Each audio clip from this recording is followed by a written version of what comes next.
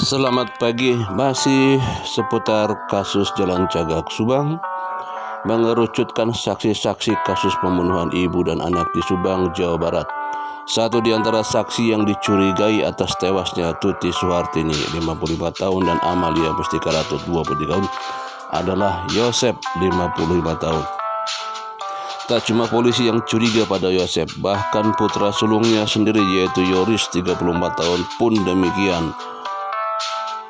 Yoris merasa curiga ayahnya terkait dalam kasus ini.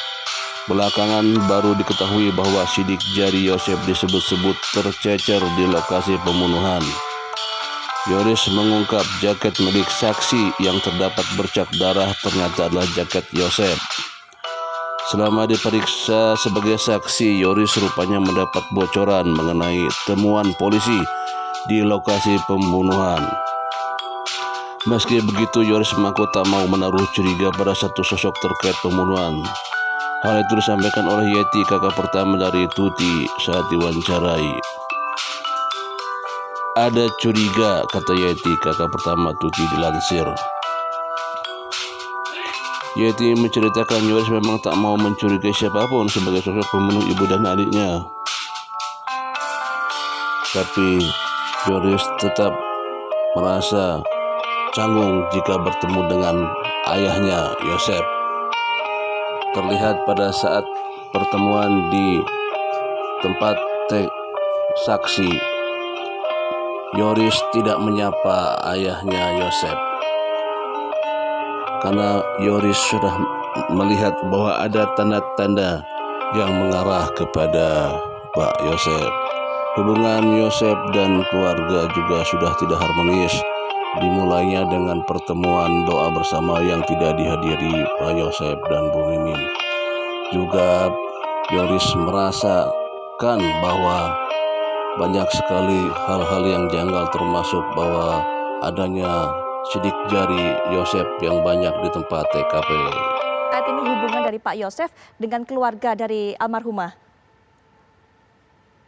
Ya, sebenarnya dari awal Pak Yosep sudah mencoba. Jadi perlu kita luruskan bahwa saya tidak diminta oleh Pak Yosep untuk mendampingi, tetapi diminta oleh adiknya Pak Mulyana untuk mendampingi Pak Yosep dan keluarganya pada saat itu. Yang diminta oleh Pak Mulyana itu saya mendampingi Pak Yosep, Ibu Mimin dan anaknya Yoris.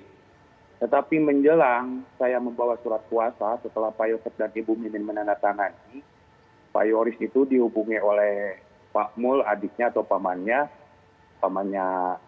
Yoris maupun oleh orang tuanya tidak mau menghubungi Pak Yosep, tidak mau bertemu dengan Pak Yosep. Bahkan saya sekali waktu ketika BAP di kantor polisi pun anaknya, terutama anaknya Pak Yoris sengaja menghindar bertemu dengan Pak Yosep, tidak berbicara, tidak menyapa, bahkan lewat begitu saja. Artinya ada kondisi informasi yang menyudutkan Pak Yosep, menambah berat permasalahan ini untuk Pak Yosep karena terjadi kecurigaan. Ya, salah satunya adalah kecurigaan di internal keluarga antara Pak Yosep dengan anaknya Yoris. Baik, mengenai hal ini mungkin nanti kita bisa konfirmasi ke Bu Lilis. Bu Lilis, apakah betul seperti itu? Kemudian apa yang menjadi penyebab dari Pak Yoris sampai tidak mau bertemu saja dengan ayahnya ini? Nanti mungkin bisa dijelaskan oleh Bu Lilis, termasuk juga Bu Lilis, Pak Rohman bisa melihatnya karena dari berbagai macam isu, ini yang kemudian mengerucut menjadi alat ataupun motifnya adalah satu, kemudian menjadi cinta segitiga, yang kemudian yang kedua adalah mengenai yayasan yang dikelola oleh almarhumah. Nanti kita akan bahas lebih lanjut mengenai hal ini, Mas Reza juga berikan pandangannya, tapi sesaat lagi.